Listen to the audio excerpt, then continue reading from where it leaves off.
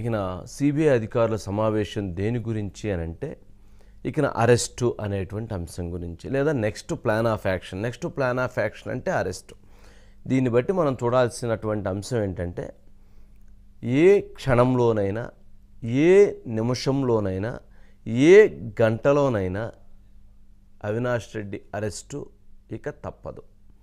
CBI అధికారులు గనక ఇక పైనుంచి ఏమైనా విపరీతమైనటువంటి ఒత్తిడి వస్తే మినహాయించి ఇకన అరెస్టు తప్పదు. అవినాష్ రెడ్డి చెంచల్గూడ జైలుకు వెళ్ళక తప్పదు. ఎందుకు ఈ కామెంట్ మనం సీరియస్గా చేయవచ్చు అని అంటే ఇటీవల హైకోర్టులో తెలంగాణ హైకోర్టులో జరిగినటువంటి వాద ప్రతివాదనల్లో హైకోర్టు న్యాయమూర్తి మేము గనక ఆయనకి బెయిల్ ఇవ్వకపోతే మీరు అరెస్ట్ చేస్తారా అంటే తక్షణం అరెస్ట్ చేయడానికి మేము సిద్ధంగా ఉన్నాము అని చెప్పని ఆ రోజు సిబిఐ తరపున న్యాయవాదులు చెప్పారు. అంటే ఏంటి, ఎవిడెన్సెస్ ఉన్నాయి, ఆయన అందుట్లో క్రియాశీలమైనటువంటి వ్యక్తి, ఆ హత్యలో ప్రధాన పాత్రధారి, ఆయన సూత్రధారి, అందుకని ఆయన సాక్షులని ప్రభావితం చేస్తున్నారు, కావున ఆయన అరెస్ట్ చేయటం సిద్ధంగా ఉన్నామని చెప్పారు. కావున సిబిఐ అరెస్ట్ చేయడానికి కూడా సిద్ధంగా ఉంది. అనుకోని పరిణామాలు ఎదురైతే తప్ప, అనుకోని సంఘటనలు ఎదురైతే తప్ప అవినాష్ రెడ్డి అరెస్ట్ అనేటువంటిది వాయిదా పడుతుంది.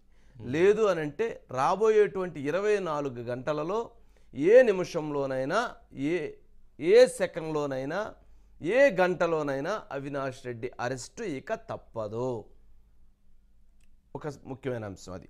నెక్స్ట్, ఈరోజు జరిగినటువంటి అంశంలో సుప్రీంకోర్టు తీర్పు ఇచ్చిన తరువాత సుప్రీంకోర్టు గతంలో హైకోర్టు ఇచ్చినటువంటి తాత్కాలిక బెయిల్ అంటామా లేదా విచారణ పద్ధతుల్ని ఈ రకంగా అవలంబించండి అని చెప్పని తెలంగాణ హైకోర్టు ఇచ్చినటువంటి ఆర్డర్స్ని కొట్టివేసిన తర్వాత సుప్రీం ధర్మాసనం 25వ తారీఖు వచ్చినటువంటి వాయిదాని బెయిల్ వాయిదాని 26వ తారీఖు పోస్ట్ పోన్ చేశారు.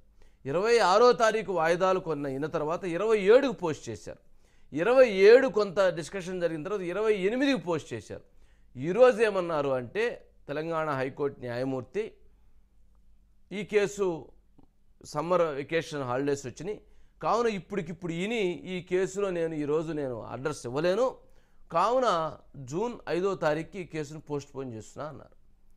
మరి 4 రోజులు డిలే అయింది కదా, కనీసం 2 వారాలైనా అవినాష్ రెడ్డిని అరెస్ట్ చేయకుండా సమయం కేటాయించాలని అడిగారు. అందుకు ఆయన లేదు నేను దీంట్లో ఇంటర్ఫీర్ గాను, మీరు కావాలంటే తెలంగాణ హైకోర్టు ప్రధాన న్యాయమూర్తి గారిని సంప్రదించమన్నారు.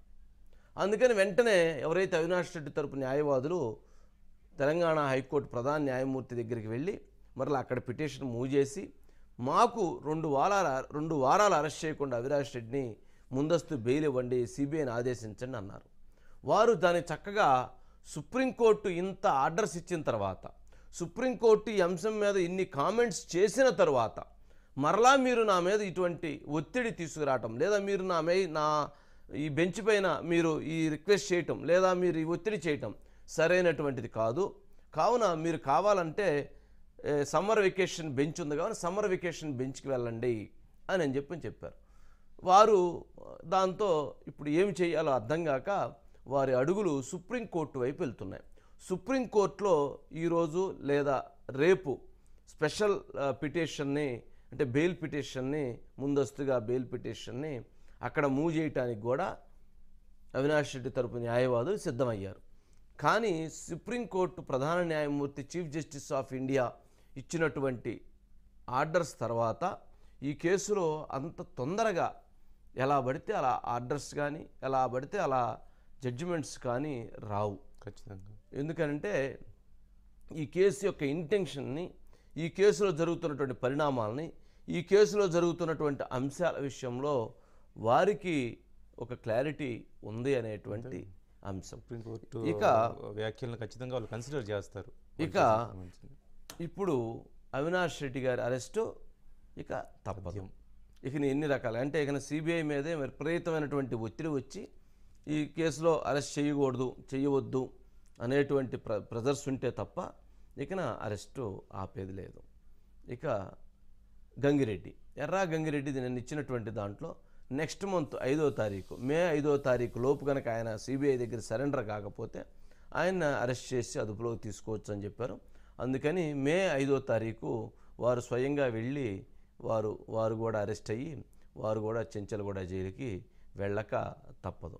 ఇప్పటికే చెంచలగూడ జైల్లో సునీల్ యాదవ్, అట్లాగే ఉమాశంకర్ రెడ్డి, అట్లాగే శివశంకర్ రెడ్డి, అట్లాగే భాస్కర్ రెడ్డి, రేపో మాపో అవినాష్ రెడ్డి, 5వ తారీఖు ఎర్రా గంగిరెడ్డి, ఇలా అందరూ కూడా ఇక చెంచలగూడ జైలుకి వెళ్ళిన తర్వాత 2 నెలలు ఈ కేసు ఇన్వెస్టిగేషన్ టైం 2 months ఇచ్చారు. కావున ఈ 2 నెలల్లో కూడా బెయిల్ ఇవ్వటం అన్నటువంటిది విచారణ జరుగుతున్నటువంటి సందర్భంలో బెయిల్ ఇవ్వటం అనేటువంటిది కూడా కష్టసాధ్యమైనటువంటి విషయం.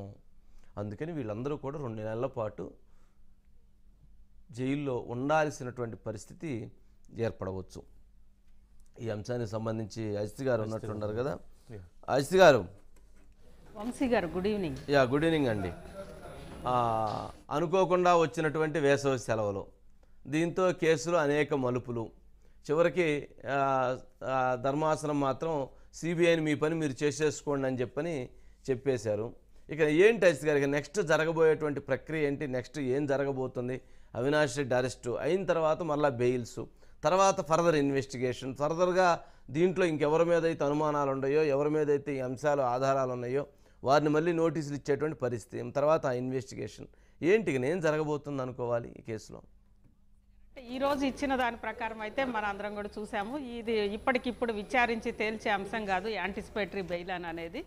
జూన్ 5న వాయిదా వేస్తున్నాము అని చెప్పడము, లేదు 2 వారాలన్నా సమయం ఇవ్వండి అని అంటే అటు సీజే దగ్గరికి వెళ్ళండి, సీజే బెంచ్కి కన్వర్ట్ చేయడము, అసలు ఆగమేఘాల మీద పరిగెత్తుకుంటా వంశీ గారు. నిజంగా అంటే ఒక రకంగా సినిమాలో గనక క్లైమాక్స్లో జరుగుతుంటుంది చూడండి, అటు ఇటు పరిగెత్తుతా లాస్ట్ 1 minute మనం ఏదో కొన్ని సినిమాల్లో కూడా చూసాం. అంటే వచ్చేప్పుడు మధ్యలో ఇకేదో అలా ఆ సీజే దగ్గరికి సీజే బెంచ్కి వెళ్ళినప్పుడు సీజే కూడా అడ్మిట్ చేసుకున్నారు వంశీ గారు. చేసుకొని ఇది ఇప్పటికిప్పుడు నేను ఇందులో అసలు జోక్యం చేసుకోలేము అని చెప్పి అవసరమైతే వెకేషన్ కోర్టుకి వేసుకోమన్నారు వంశీ గారు.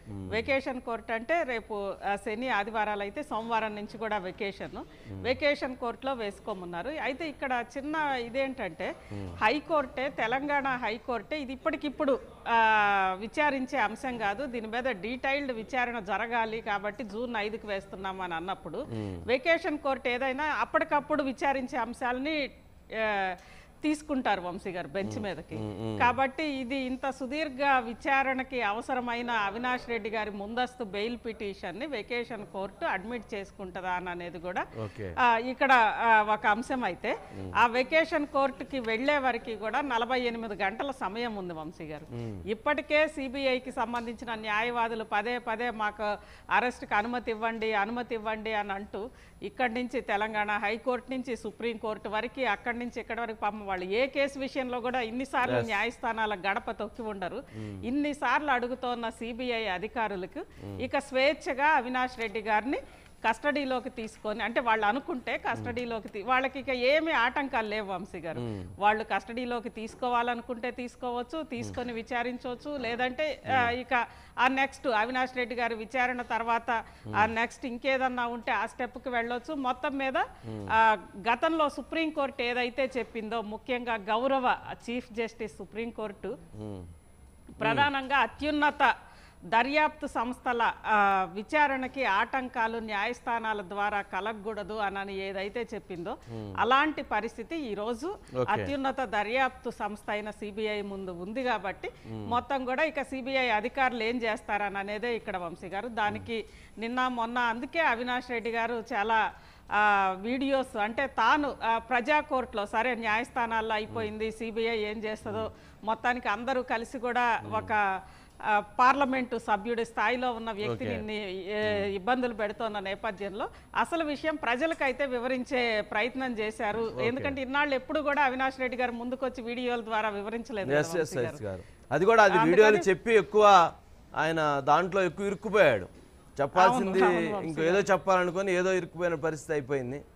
సరే అజిత్ గారు, అంటే ఇక నెక్స్ట్ అయితే వంశీ గారు, అంటే అవినాష్ రెడ్డి గారు ఈ మధ్య కాలంలో అసలు ఫస్ట్ నుంచి కూడా న్యాయస్థానంలో తెలంగాణ హైకోర్టులో ఒకటి తాను చెప్పినట్లుగా కాకుండా సిబిఐ తనతోటి వాళ్లే చెప్పి వాళ్లే ఒక పథకం ప్రకారము లేదా ప్రతిపక్షం చెప్పిన దాని ప్రకారము ఇంకొకటో చెప్పి వాంగ్మూలం రాసుకున్నారు అని చెప్తూ నాకు అది ఇప్పించండి వెనక్కి అని చెప్పి హైకోర్టుకి వెళ్ళారు కదా వంశీ గారు.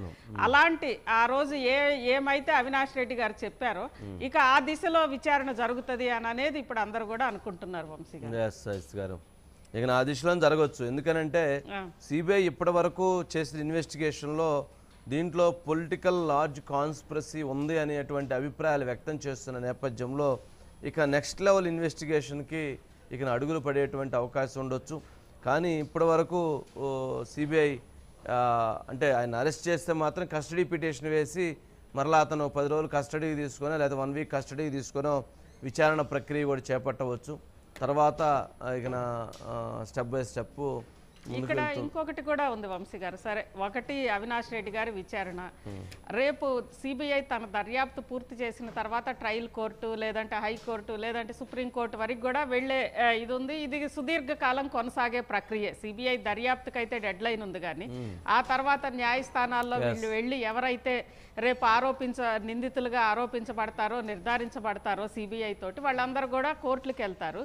ఈ నేపథ్యంలో ఇక్కడ ఇప్పటికే అవినాష్ రెడ్డి వర్గం కానీ అవినాష్ రెడ్డి మద్దతుదారులు కానీ లేదా అధికార పార్టీకి సంబంధించి గూగుల్ టేక్అవుట్ అనేది న్యాయస్థానాలు పరిగణించవు అని చెప్పేస్తున్నారు వంశీ గారు. అందులో ఇంకొకటి కూడా ఏంటంటే గూగుల్ టేక్అవుట్ కి సంబంధించి